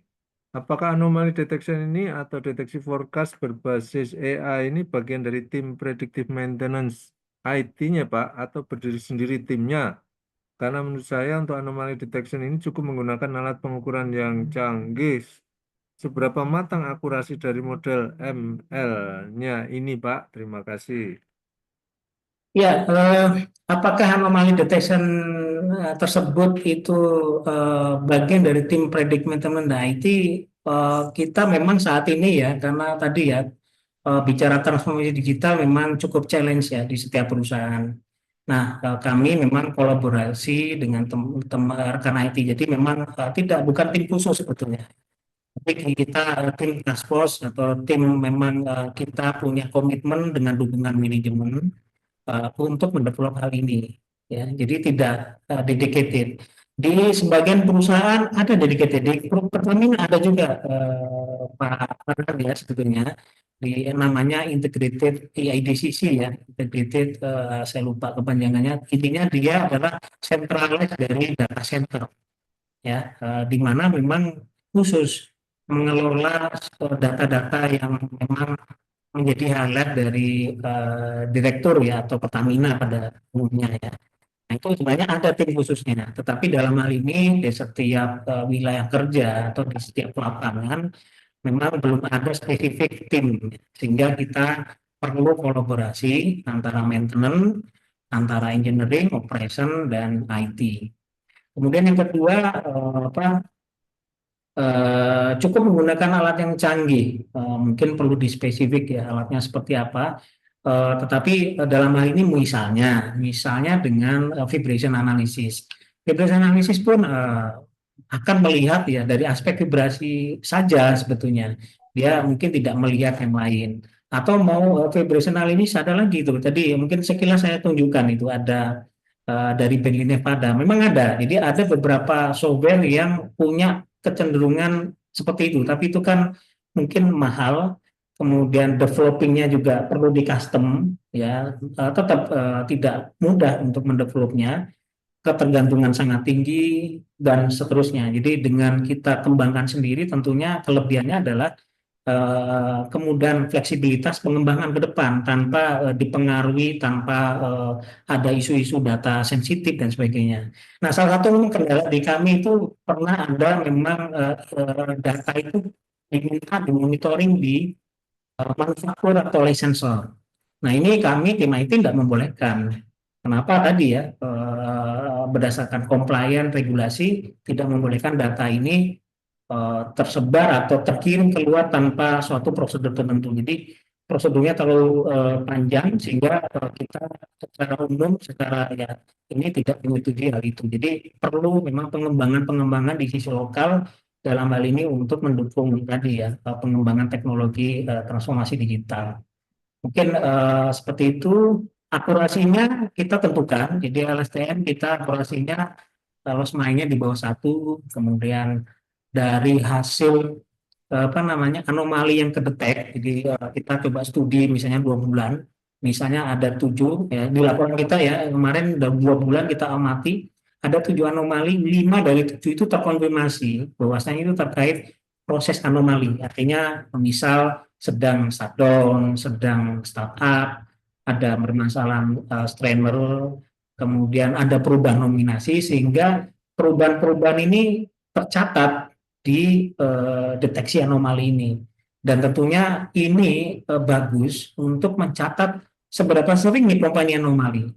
Kemudian nilai ambang batasnya berapa. Nah, ini menjadi bekal buat tim tim gabungan tadi untuk menganalisa lebih lanjut what fix to do-nya. Apakah pompa ini harus diistirahatkan dulu, perlu di repair, perlu di replace atau apa. Nah, itu bisa diketahui lebih lanjut, termasuk tadi dengan pengukuran vibrasi yang lebih canggih. Saat ini belum masuk ya vibrasi, karena memang data tadi belum tershare ke RTIS web, sehingga data vibrasi. Kita ada data vibrasi, kita sudah punya body Nevada sistem one yang cukup canggih, tapi tidak nyebrang ke atas. Nah, ini juga masih keterbatasan di kami untuk integrasi dengan sistem kondisi monitoring. Mungkin itu jawabannya Pak Edi terkait dengan Baik, terima kasih. Berikutnya dari Pak Yos. Ini banyak sekali nih pertanyaannya. Ada 4 ini, Pak. Yang pertama nih, berapa tahun membangun sistem OT IT yang Bapak jelaskan tadi hingga menjadi suatu karya inovasi? Oke, spesifik untuk leads dan address kita kembangkan ya menggunakan internal resource ya. Kita tidak menggunakan external resource. Kurang lebih ya variasi 4 sampai 6 7 bulan ya, 4 sampai 7 bulan dan kita melibatkan tadi tim tim terkait dan alhamdulillah talenta terbaik Pertamina bergabung dalam tim itu ya. Dalam hal ini misalnya ada yang memang cukup pakar, meskipun memang masih belajar, pembelajaran itu kan tidak henti ya. Artinya untuk menuju enhance itu kadang kita perlu tantangan. Jadi kalau kita tahunya sekarang 50%, begitu kita punya use case, maka kita akan dipacu untuk mengetahui melebihi dari 50%, bahkan bisa 70, 80. Jadi pengetahuan kita itu akan lebih tinggi kalau pertama kita kembangkan punya use case. Yang kedua ya seperti saat ini kita sering mengadakan sharing knowledge ya supaya oh ini bisa ya, oh ini bisa sehingga menjadi triggering kita semua untuk mengembangkan lebih lanjut di tempat masing-masing gitu ya. Jadi ini sangat penting ya dan for info saja. Memang dulunya nomor detection ini waktu saya kuliah tadi ya tamat di pertengahan tahun lalu itu saya buat use case simple, kemudian saya teruskan di Desember Januari kemarin, kemudian sendiri waktu itu saya belum kolaborasi, saya merasa kesulitan karena ini mau buat ini nih kalau cuma hanya kita running cuma diapain, email juga nggak bisa otomatis, visualisasi juga nggak ada. Akhirnya saya bertemu lah dengan Legend Tata IT di kurang lebih di Februari, ketemu diskusi, bungkuslah di bulan Maret kita develop sistem yang terintegrasi yang tadi. Begitu pula dengan IDES. IDES itu tuntutannya adalah dari KPI maintenance bulanan yang harus kita submit ke SKK. Kemudian KPI kita sangat rendah atau cukup rendah karena di awal operasi biasa ya karakternya seperti itu. Nah, bagaimana kita ngejar itu supaya bertahap naik secara signifikan, yaitu dengan menggunakan dashboard tadi. Ini menjawab pertanyaan juga terkait dashboard. Berapa lama? Sama, kurang lebih. Kalau dashboard mungkin tidak terlalu kompleks ya dibanding yang leads, itu juga kurang lebih 3 sampai 6 bulan itu di develop dan menggunakan talenta terbaik dari kami ya di Pertamina dan dikembangkan. Jadi kita kolaborasi tadi. Mungkin pertanyaan nomor 1 Pak Edi Ya, jawab. baik. Nomor 2 nih Pak, berapa besar total capex-nya ini yang dibutuhkan untuk membangunnya? Oke, baik. Jadi di luar mungkin biaya software saya mungkin abaikan dulu ya karena sepengetahuan saya itu open source, misalnya Python juga open source ya. Di luar itu kita mencoba mengkalkulasi ya pendekatan penggunaan resource internal karena tadi ya kita rasional. Jadi bisa dikatakan nol biayanya atau kalaupun kita harus apa namanya hitung-hitung time resources kami itu tidak sampai 200 juta Pak untuk mengembangkan ini. Tentunya kenapa kok nggak besar? Karena kita juga bekerja sambil develop. Jadi misalnya satu hari kita luangkan 1-2 jam ya, kemudian besok misalnya kita kumpul lagi 1 jam 2 jam, kita duduk bareng develop dan sebagainya. Jadi kita hitung-hitung ya tidak sampai 200 juta untuk membangun sistem tersebut. Dan nantinya ketika misalnya AIDAS ini dikembangkan ya lebih sedikit waktu yang kita perlukan karena developing dari nol itu memang cukup hard ya, cukup challenging ya. Jadi tadi ketika software pump pengen di pump yang lain, pengen di critical gas turbine, pengen diproses juga bisa. Nah, itu mungkin butuh pengembangan lebih lanjut. Seperti itu, Pak. Terkait biaya capex ya, capitalnya hanya bicara research and development saja sebetulnya. Begitu, Pak. Baik, nomor 3, apa saja yang menjadi kendala selama ini? Ya, tantangan kita memang saat ini resources ya. Jadi seperti tadi, karena kita task force internal, tentunya pengembangannya akan sangat bergantung dengan waktu yang kita punya sebetulnya. Effort yang kita punya, kadang misalnya di bulan ini overload, maka mungkin bulan ini akan progresnya slow dibanding bulan depan dan seterusnya. Mungkin kurang lebih gambarannya seperti itu. Jadi kendalanya utamanya biasanya resources terkait timeline yang harus kita penuhi. Di luar itu mungkin saya jawab lebih ke knowledge base kita ya, knowledge base kita yang harus kita kembangkan terus. Jadi misalnya tadi, apakah metode LSTM ada metode yang lain? Nah, kita perlu waktu khusus untuk develop, apakah metode ini kira-kira akurasinya lebih baik atau tidak. Nah, ini mungkin tantangan ya, bagaimana mendapatkan solusi yang terbaik, machine learning method yang kita gunakan, mana yang lebih baik dari itu. Mungkin itu sih kendala, Baik, kendalanya. nomor 4. Ya, apakah di tempat Bapak sudah menerapkan sistem manajemen aset atau akan mengarah ke sana? Em, Mungkin izin menjawab, kalau ini yang dimaksud terkait aset manajemen terkait apa namanya MySAPM sudah ada. Jadi dalam proses project yang tadi sudah saya sampaikan di materi, sistem aset manajemen dalam kerangka ini ya, plan maintenance itu sudah kita buat.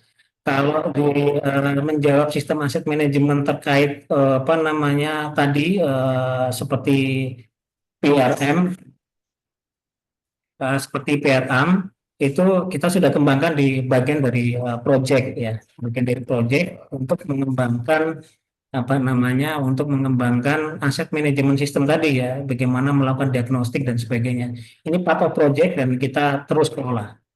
Jadi kalau itu dikatakan itu saya mohon maaf mungkin keliru menerjemahkan, bisa ditanyakan kembali.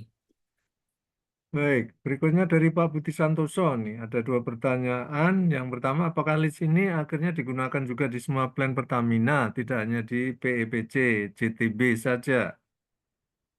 Ya, kami sudah melakukan meeting bersama dengan Region 4, kemudian SAU, PHE, dalam hal ini Pertamina Hulu Energy. Kita juga bergabung beberapa zona yang lain. Kita lakukan meeting, kemudian dengan IDCC sebagai induk sebuah organisasi yang memang spesialis ya terkait data analitik dan sebagainya, terkait transformasi digital tadi. Mereka mengkonfirm bahwasanya ini bisa dikembangkan. Kalau pertanyaannya saat ini hanya di JT saja, betul. Artinya memang baru diterapkan di sini, tetapi bukan berarti ini tidak bisa dikembangkan ke yang lain, gitu. Jadi kita sudah apa namanya sudah meetingkan dan ini bisa, tinggal ya membentuk tim-tim tadi ya, tim-tim kecil untuk mereplikasi apa yang sudah dibuat. Begitu Pak, Pak Edi. Baik, pertanyaan yang nomor 2, kalau boleh tahu hardware dan software list ini seberapa banyak dibangun oleh pihak ketiga dan di mana saja keterlibatan engineers atau pihak IT, PPC, JTB? Kalau hardware seperti tadi mungkin saya hanya menyampaikan yang saya pahami ya, mungkin ada rekan IT yang mungkin lebih paham. Tetapi yang saya dapat informasi karena ini dibangun dengan Power BI, maka Power BI yang digunakan ya Power BI yang sudah ada. Ya, sudah ada. Artinya kita memang menggunakan server Power BI yang memang sudah ada. Begitu pula dengan talent juga saat ini sudah digunakan dan dikembangkan Leeds menggunakan hal yang sama. Ya, jadi ini mengutilize apa yang sudah ada dan menggunakan software atau hardware yang sudah ada. Jadi melibatkan pihak ketiga tidak. Jadi kita internal resource semuanya. Ya, baik itu di sisi IT kita ada departemen namanya data manajemen ya, IT Dama ya istilahnya. Jadi itu data manajemen yang mengelola tadi apa namanya machine learning tadi. Kemudian ada juga IT Business Solution itu yang mengembangkan Power BI tadi. Jadi kita juga kolaborasi dengan IT Business Solution untuk mendiskusikan terkait Power BI. Bagaimana kita memanfaatkan utilize Power BI tersebut. Jadi beberapa komponen software maupun hardware masih menggunakan existing sebetulnya, tidak harus khusus sebetulnya. Mungkin itu jawabannya, Pak Edi.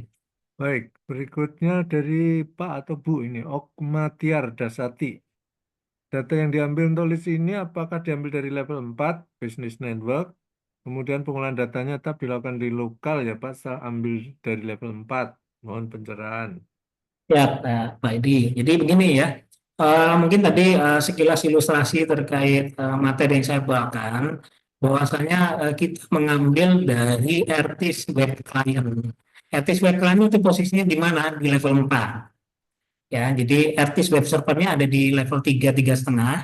Ya, kemudian itu ada firewall-nya. Kemudian firewall itu terhubung dengan RTIS web client dan hanya itu saja yang boleh terhubung ya ke RTIS web server. Jadi hanya beberapa PC saja yang boleh mengakses dan salah satu PC itu dihubungkan ke tadi aplikasi talent untuk web scraper lah saya sebut ya. Jadi dari web apa namanya web page RTIS tadi ditarik datanya dan dimasukkan ke SQL Server. Jadi level 4 yang kita gunakan, pengolahan datanya tetap dilakukan di lokal ya Pak, setelah ambil dari level 4. Yes, jadi setelah diambil setiap 3 menit, disimpanlah ke SQL server yang ada, existing juga. Jadi kita tidak membuat SQL yang baru, jadi menggunakan server yang sudah ada, tinggal kita bikin untuk database leads, diambil per 3 menit. Jadi memang ada suatu keputusan. Kenapa kok 3 menit? Ya itu tadi. Ini menurut saya tetap real time. Memang jangkanya lama ya 3 menit. Kalau real time mungkin 1 detik, 2 detik. Tapi real time yang saya maksud adalah real time ini adalah selalu update, selalu nambah datanya dan terus continuous. Ini real time versi penjelasan saya. Jadi data yang didapat per 3 menit itu disimpan sehingga mudah diolah. Diolah untuk apa? Untuk divisualisasikan, untuk dicek apakah itu melebihi baku threshold yang hasil dari machine learning tersebut. Gitu. Mungkin itu Pak Edi. Baik, berikutnya dari Pak Lino Hugun. Apakah untuk melakukan maintenance baik untuk PM atau predictive maintenance perlu melakukan justifikasi maintenance worthiness-nya juga? Ini boleh tahu nih worthiness-nya apa ya kira-kira Pak Lino mungkin ada. Apa ya maksudnya worthiness-nya? Ya, ini. Pak Lino, tolong dijelaskan nih maksudnya. Word atau enggak ya mungkin ya word atau enggak gitu ya. Ya betul Ya, ini Pak, apa? worthiness-nya.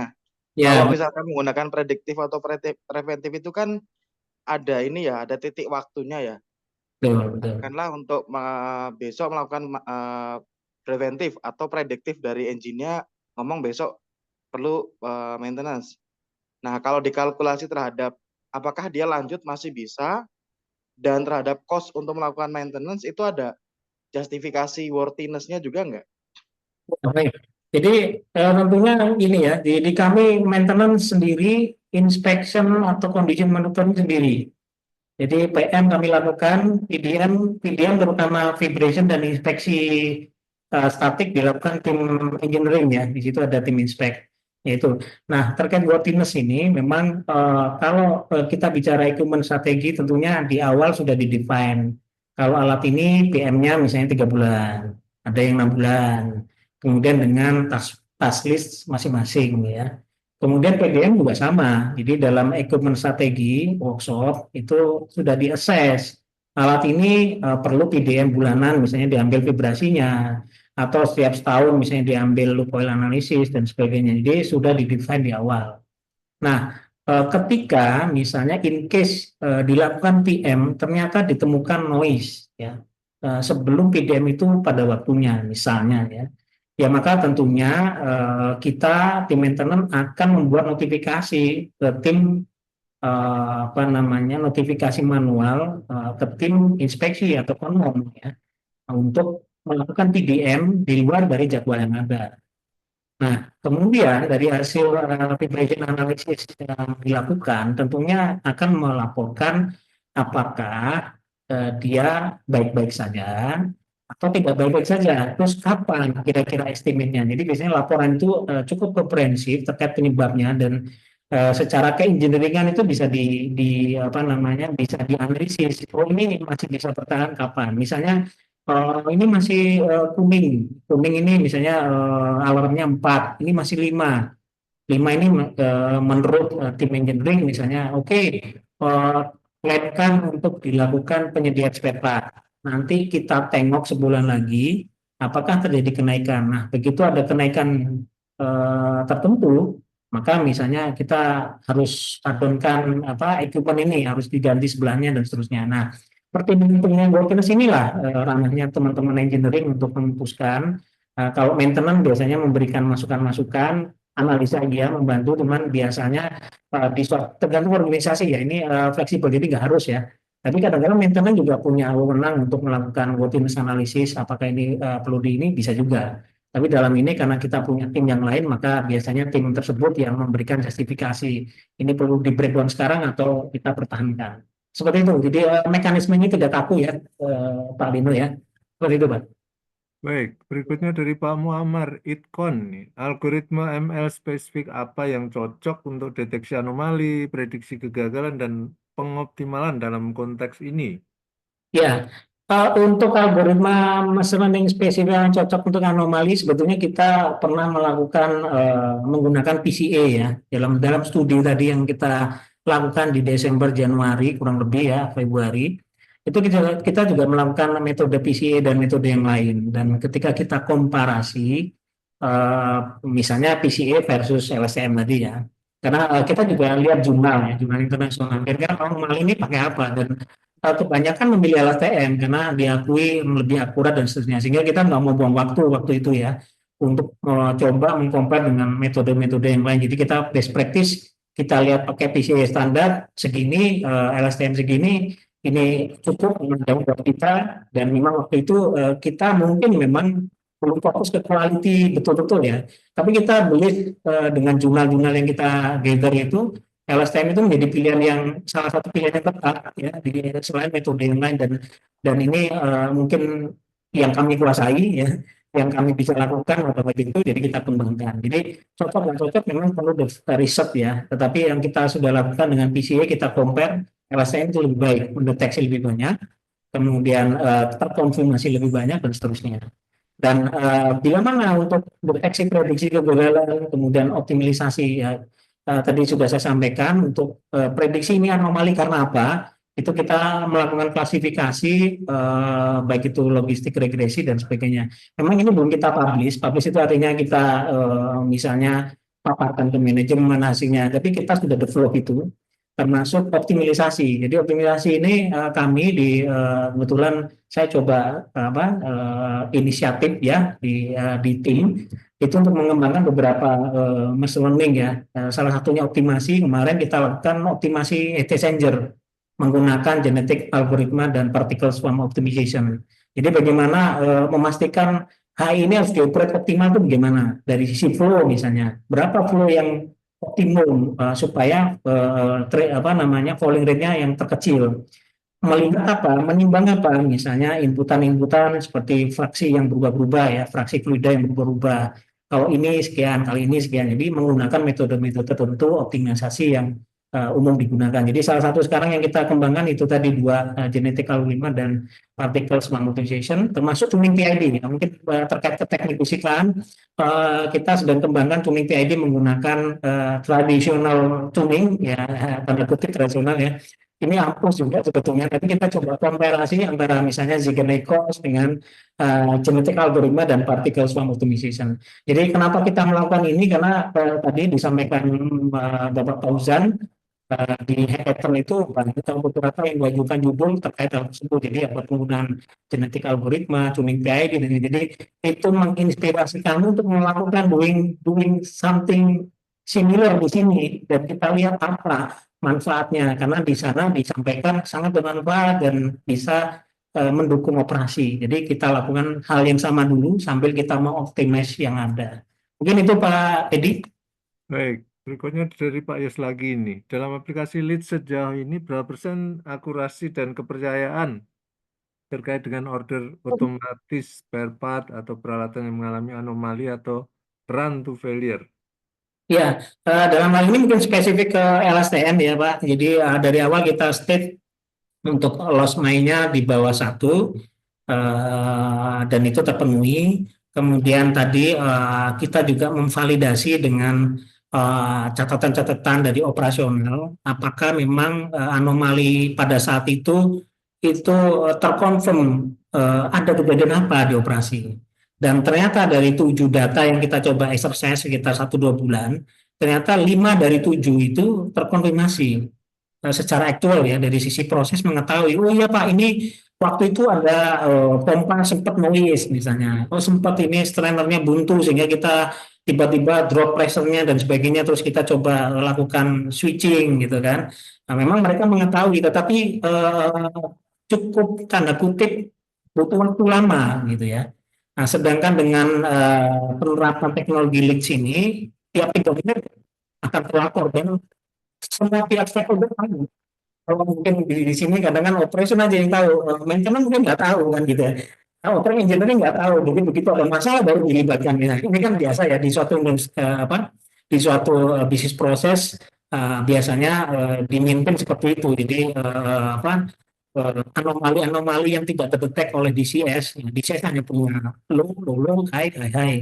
Dia nggak tahu. Nah, tapi mungkin dari sisi operation tahu di pompa, di lapangan noise dan sebagainya. Nah, itu bisa dijadikan deteksi, ya, deteksi dini dan diketahui oleh semua pihak untuk bisa di follow up bersama. Jadi tanggung jawab awareness-nya terkait reliability equipment itu menjadi semua orang tahu gitu. Jadi ini mengimprove ya kinerja kita, gitu. Kinerja apa namanya tim di lapangan, gitu Pak.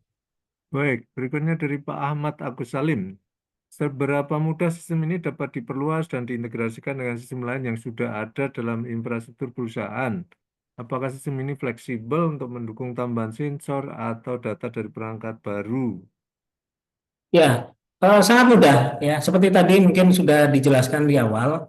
Jadi mungkin tingkat kesulitan ada beberapa ketidakmudahan ya. Di antara kemudahan pasti ada challenge ya. Salah satunya adalah tadi sudah saya ilustrasikan. Jadi misalnya condition monitoring vibrasi ini belum masuk ke data historian atau belum masuk semua. Nah, hanya beberapa saja misalnya. Karena apa? Ini sistem tersendiri, tidak gabung dengan DCS, sehingga yang masuk ke RTs atau data historian itu hanya beberapa parameter. Ini kan bawaan project. Sehingga PR kita, opportunity kita, bagaimana membawa data-data ini dilengkapi, dikonfigur untuk dibawa ke data historian, untuk di-show di data web, ya kan, supaya tersedia datanya. Jadi memang ini tantangan kami, salah satu wujud kesulitan, tapi bukan berarti tidak bisa, mudah, cuman memang kita perlu jalankan business proses yang ada, misalnya dengan manajemen of change ya, karena ini ada perubahan dan seterusnya. Jadi sebuah apa namanya manajemen industri masing-masing pasti punya kebijakan masing-masing ya. Terlepas mudah, cepat, lama, masing-masing punya karakter sendiri-sendiri. Mungkin itu aja ya effort yang perlu diberikan ya. Itu Pak Edi. Baik, berikutnya Pak Budi Santoso lagi nih. Sistem 1 dari Bentley Nevada yang sempat disebut Pak Febri tadi, apakah digabungkan ke list atau menjadi sistem yang terpisah? Nah, apakah list juga menjadi bagian dari Integrated Operation Control Room yang sudah dimiliki Pertamina? Ya, untuk yang pertama, memang tadi saya sampaikan, jadi Benevada Konmon ini eh, memang terpisah ya dengan DCS ya. Artinya apa namanya, misalnya nih Benevada yang dipakai di gas turbin, biasanya dia akan termonitor di gas turbin dulu ya, di PLC-nya gas turbin ya. Dari PLC gas turbin ditransfer dengan Modbus protokol ke DCS. Nah, dalam ini cakupan proyek bisa jadi ini tidak semua ke bawah karena kan Modbus ada keterbatasan data, keterbatasan speed dan sebagainya. Sehingga tidak semua masuk. Nah, sehingga inilah yang menjadi PR kami supaya bagaimana ini integrasi ke atas kan gitu ya. Jadi masing-masing case akan berbeda dari satu perusahaan ke perusahaan yang lain. Tentunya ini customized, bisa didiskusikan lebih detail bersama nih Pak Budi. Jadi bisa aja kita saling habis ini kita online discussion lagi ya. Ini case di sana seperti apa, ini harus bagaimana sebenarnya. Jadi memang ada solusi-solusi yang customize, jadi solusi-solusi yang bisa dilakukan dalam kerangka tadi transformasi digital, pemenuhan transformasi digital memang mewujudkan digitization, artinya analog ke digital, dan digitalization. Jadi bagaimana ini membawa plan for data ke atas, gitu ya, sebelum melakukan transformasi digital. Mungkin ilustrasinya seperti itu. Kemudian apakah menjadi leads itu ke integrated operation di control room saat ini belum. Kenapa? Karena untuk membawa ke operation control room itu kan harus masuk ke layer 2 ya, level 2. Nah, kami di level 4 kalaupun kita pasang, saat ini mungkin belum ya, tapi yang memungkinkan adalah visualisasi Power BI itu bisa diakses di komputer yang terkonek level 4 di control room. Seperti itu. Nah, kenapa kita tidak masukkan itu di control room? Pertama, biasanya ada kebijakan Pak, masing-masing perusahaan akan berbeda ya. Control room mungkin terbatas. Kalau operator itu harus ya punya player lagi, mungkin akan ada studi ini nggak baik gitu, sehingga makanya leads ini hanya akan memberi info tidak langsung ke operator BCS, tapi ke senior supervisornya atau supervisor ya, tergantung organisasi masing-masing ya. Supaya apa ya, tadi supervisor atau senior supervisor yang memang punya intens lebih untuk memonitor hal ini dibanding institute operation. Karena tadi ya kita bicara level 0, 1, 2, 3 itu kan punya security yang dijaga betul gitu ya. Sehingga kita mau nggak mau tidak bisa semudah kita menaruh teknologi ini sembarangan, ditaruh di sini, koneksi ini, itu nggak boleh. Untuk demi tadi compliant tadi. Mungkin itu Pak Edi ya jawabannya. Ya, baik, Pak. Ini masih satu lagi nih, Pak, nih ya. Pak Yos lagi nih. Sejauh mana kebijakan dan respon manajemen Pertamina di pusat akan mengintegrasikan list ini untuk unit-unit Pertamina lainnya yang serupa prosesnya yang tersebar di banyak lokasi atau daerah? Oke, baik. Baik Pak Edi ya. Jadi kebetulan ini kemarin saya baru mempresentasikan spesifik untuk lead dan IDES ya secara detail di level region ya, di level region. Jadi seluruh apa namanya WK wilayah kerja di bawah region 4 itu kita kumpul untuk mempresentasikan ke manajemen tingkat tadi region ya, region dan di atasnya satu ya. Dan disampaikan di situ bahwasannya sangat terbuka lebar opportunity untuk melihat inovasi-inovasi yang pertama adalah scalable, ya highly scalable. Dalam hal ini sebetulnya dua dua inovasi yang tadi atau dua produk tadi atau dua inisiatif tadi itu sangat highly scalable. Kenapa tadi bisa dikembangkan ke yang lain, bisa ditambah, kemudian bisa ditambah metodologinya, ditambah datanya dan sebagainya. Yang kedua adalah breakthrough solution. Artinya apa? Ini solusi yang bagus dan berdampak langsung ya dibanding misalnya orang mendevelop, meriset machine learning pakai Python saja, terus habis itu sulit untuk menyampaikan ke yang lain ya. Jadi ini adalah breakthrough solution, one solution di mana sistem ini otomatis memberitahu ke tim terkait, bisa ditindaklanjuti dengan knowledge base yang ada di masing-masing untuk dilakukan proactive action ya. Jadi ini breakthrough solution. Yang ketiga, apakah ini punya komersialisasi? Jadi karena perusahaan juga mikir kalau ini ya mikir komersialisasi. Bisa juga ya jadi suatu sistem atau apa kan ada potensi itu. Tapi fokusnya sih sebetulnya seperti pertanyaan Pak Yos ya. Jadi bagaimana kebijakan respon manajemen terima terkait list ini sudah ada Pak, dan ini tidak hanya list ya. Untuk semua inovasi yang punya potensi replikasi itu menjadi perhatian khusus buat manajemen Pertamina untuk diterapkan di apapun ya, maksudnya yang memang berpotensi untuk bisa diterapkan. Dan ini menjadi kebijakan apa manajemen memang dalam hal ini ya. Ada program khusus untuk hal ini. Mungkin itu Pak Budi, Pak Yos, sorry maaf. Baik, waktunya sudah 17.29 nih Pak, harus kita akhiri. Kebetulan sudah habis pertanyaannya. Sekali lagi, saya atas nama BK Teknik Fisika mengucapkan terima kasih yang besar-besarnya kepada Pak Febri ya, yang sudah menyampaikan paparan dan kemudian pertanyaan bertubi-tubi nih sampai detik terakhir 17.30 ini luar biasa nih ya, pada sangat antusias nih pertanyaan-pertanyaannya. Terima kasih, Pak. Ya. Terima kasih ibu-ibu dan bapak-bapak sekalian yang sudah bergabung di acara sore hari ini. Kita akhiri acara sore hari ini. Mohon maaf kalau ada hal yang kurang berkenan. Salam sehat-sehat selalu dimanapun berada. Terima kasih. Wassalamualaikum warahmatullahi wabarakatuh. Waalaikumsalam warahmatullahi wabarakatuh. Terima kasih semua, Pak Edi, terima kasih Bapak Ibu sekalian. Salam. Terima kasih. Mohon maaf Pak Febri, ada terima salah. kasih. Ya, terima kasih. Izin pamit. Terima kasih. Assalamualaikum. Terima kasih Pak Edi. Terima kasih.